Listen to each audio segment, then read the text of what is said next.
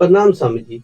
स्वामी जी, मुझे आशीर्वाद दीजिए कि मैं जिस काम के लिए जा रहा हूँ, वो सफल हो। बेटा, ये सबसे बड़ी बचपने वाली बात है। ये बल्कि अपने बोझ को दूसरे के कंधों पर डालने वाली बात है। ये जिम्मेदारी से मुक्त होने वाली बात है।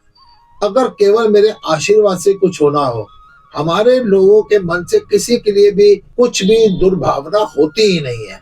हम तो सदा ही सबको ही आशीर्वाद देते हैं। हमारा आशीर्वाद सबसे पहले होता है परमात्मा सबको सद्बुद्धि दे। अगर आप सोचते हैं ना कि मेरे आशीर्वाद से आपका काम हो जाएगा, इसका मतलब आपको तो कुछ करने की जरूरत ही नहीं।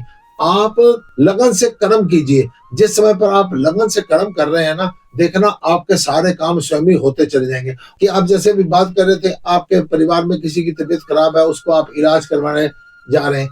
अरे हमारी अपनी तबीयत खराब है, मेरे को मान लो जुकाम लगा हुआ है, मेरे को भी पर्टिकुलर डॉक्टर के पास जाना पड़ेगा। केवल आशीर्वाद से कुछ नहीं होता। और चलो मैं कहता हूँ आशीर्वाद से कुछ होता भी है। आशीर्वाद मांगने से नहीं मिलते। आपके कर्म ऐसे हो कि आशीर्वाद फूटने लगते हैं। कुछ संसारिक लोग ऐसे आते हैं, वो कहते हैं हमारे सिर पर हाथ रख दो।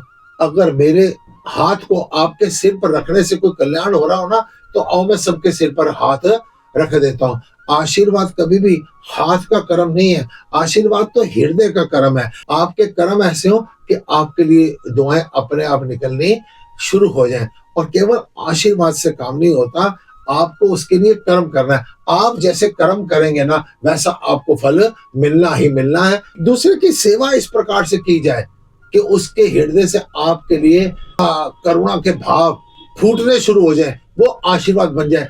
हो सकता है आपके किसी दुख की सूली का कांटा बन जाएगा।